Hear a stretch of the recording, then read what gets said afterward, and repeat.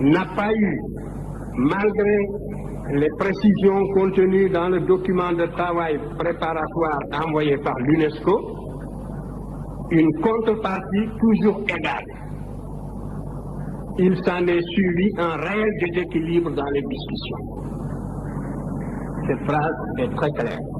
Cela veut dire que contre toute attente, un déséquilibre s'est produit dans les débats en faveur de nos thèses et que les arguments que nous avons développés, la communauté scientifique qui s'est réunie là-bas n'a pas pu y opposer des arguments dignes de ce nom, bien que l'UNESCO ait pris toutes les dispositions à cet effet.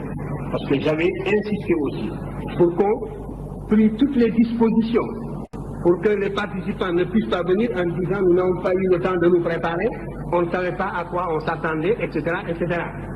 Et c'est la raison pour laquelle on insiste ici sur le fait, quand on dit malgré les précisions contenues dans le document de travail préparatoire envoyé par l'UNESCO. L'UNESCO avait demandé à chacun de fournir ses armes, de faire tout ce qu'il fallait pour que cette discussion fût concluante. Et vous voyez, tout est de cette veine. Par conséquent, la vérité blanche que vous voulez, elle a sonné dans ce document. Mais vous ne lisez même pas, il faut prendre connaissance déjà de toute la littérature scientifique qui existe dans ce domaine. Nous avons provoqué une rencontre au niveau le plus élevé et les résultats sont palpables, les voilà. Ce que vous attendiez, vous l'avez sous les yeux, lisez-le demain. Mais même si on n'avait pas ceci, et c'est ça moi qui m'inquiète, parce qu'il vous aura fallu que nous ayons réduit à l'inconséquence des théoriciens idéologues européens, que eux-mêmes l'avouent dans une certaine mesure, comme dans ce document, pour que vous puissiez vous faire une opinion. Mais l'adversité est plus grave que ça. Il faut savoir que l'adversaire vous tue intellectuellement.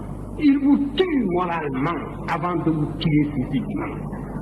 Mais c'est de cette manière que l'on a supprimé des groupes entiers. On vous nie en tant qu'être moral. On vous nie en tant qu'être culturel.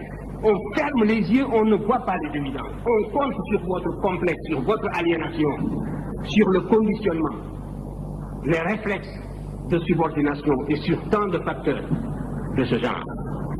Et si nous ne savons pas nous émanciper d'une telle situation par nos propres moyens, mais il n'y a pas de salut, à ce moment-là, la question que vous me posez, vous y avez répondu, parce que vous avez répondu par les actes à l'infériorité, donc vous avez en quelque sorte prouvé ou supposé l'infériorité du monde noir, puisque la vérité doit lui venir de l'autre camp. Il faut faire attention. Moi, si je n'étais pas intimement persuadé de l'égalité des races, si je n'étais pas intimement persuadé de la capacité de chaque race de mener sa destinée intellectuelle et culturelle, je serais déçu. Que ferions-nous dans le monde s'il y avait réellement cette hiérarchisation intellectuelle? Mais il faudrait s'attendre à une disparition d'une manière ou d'une autre. Parce que le conflit, il est partout, il est à tous les niveaux, il est dans tous ces débats, il est jusque dans nos relations internationales les plus feutrées. Nous menons et on mène contre nous le combat le plus violent même que celui qui a conduit à la disparition de certaines espèces. Et il faut justement que votre sagacité intellectuelle aille jusque-là. Alors, donc, toutes les questions que vous m'avez posées reviennent à peu près à la même. Les Blancs vous nient, ils ne vous ont pas encore répondu. Nous sommes donc dans le tirage, nous sommes dans le vague, nous sommes dans la brume. Non. Ce que j'ai dit un peu dans la préface de Obenga, c'était cela, que par la connaissance directe, l'Afrique doit être capable de saisir une vérité, de savoir qu'elle est en possession d'une vérité, quel que soit le domaine d'ailleurs. Ce n'est pas seulement dans le domaine culturel. Et de se maintenir au niveau de cette vérité en prenant des mesures conservatoires jusqu'à ce que tout le monde joue le même jeu, jusqu'à ce que l'on sache que la supercherie est finie. On n'a plus affaire à des enfants ou à des nouveau-nés. Mais c'est là à la fois une réaction intellectuelle, une réaction culturelle, ça demande la mobilisation de toutes les capacités de l'être, un être, une abstraction faite de son aliénation, a les mêmes capacités que n'importe quel autre être. Alors, vous me demandez, moi je n'ai jamais, vous voyez la phrase que vous citez, ou le beau poème que vous citez, il est dans National. Je l'ai cité, l'émotion est nègre et la raison est laine. Cette dichotomie, je l'ai combattu, c'était même une des raisons. Vous voyez bien la différence qui nous sépare de toute cette littérature.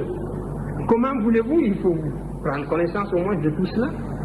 En tout cas, c'est en toutes lettres dans National où je montrais qu'il n'y a pas, d'une part, un monde blanc rationnel seul, auquel seul la vérité est accessible, et un monde noir fait de sensibilité et de réflexes de subordination.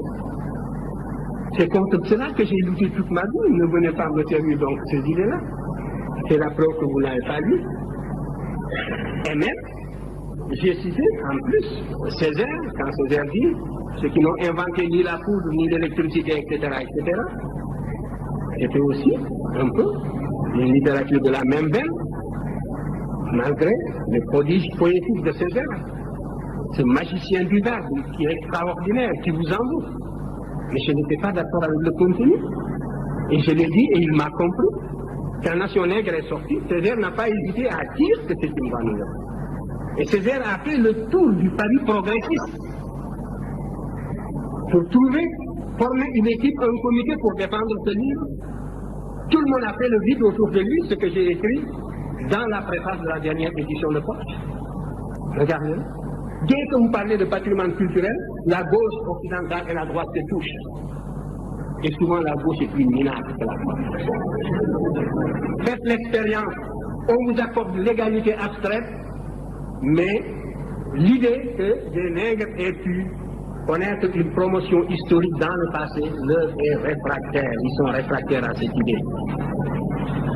Et parce que leur formation intellectuelle tardivement acquise se situe à un niveau très superficiel, au niveau du cortex, au niveau de l'intellect. Mais la formation qu'ils ont reçue tous dans leur plus tendre enfance, les clichés auxquels ils sont habitués dans leur environnement d'enfance, les caricatures et tout, comme je vous le montrais ici, aussi dans le monde méridional, c'était l'inverse.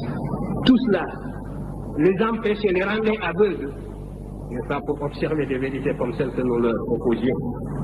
Par conséquent, il n'y a qu'un seul salut, c'est la connaissance directe. Et aucune paresse ne pourra nous dispenser de cet effort. Il faudra absolument acquérir la connaissance directe. À formation égale, la vérité triomphe. Formez-vous, armez-vous de science jusqu'aux dents, c'est ce que j'ai dit à Obenga, et arrachez votre patrimoine culturel. Ou alors, traînez-moi dans la boue si, quand vous arriverez à cette connaissance directe, vous découvrez que mes arguments sont inconsistants. C'est cela. Mais il n'y a pas d'autre voie. Et les appuis que vous cherchez, vous ne les aurez pas. Parce que c'est un monde, c'est un univers d'idéologues que vous aurez en face de vous. Et vous croyez que si la vérité était palpable, on l'accepterait. Je suis revenu de ces illusions. Regardez la deuxième partie justement d'antériorité où j'ai répondu aux critiques. J'ai dû même ménager des intellectuels de gauche qui avaient un peu servi l'Afrique. Je pouvais les scier en deux, comme on dit. Et ils ont vu que je me suis arrêté à mi-chemin dans mon argumentation parce que c'était catastrophique. Et ainsi de suite. Alors donc ici le poids des arguments c'est du côté africain. Je regrette. Et vous me demandez, alors les rapports, ça c'est au fond concernant la deuxième et les autres questions. C'est comme ce monsieur qui accepte que les Yorubas sont apparentés aux Africains et qui ne veulent pas avoir de problème. Vous savez parfaitement que quand j'écrivais National, et bien après, 20 ans après,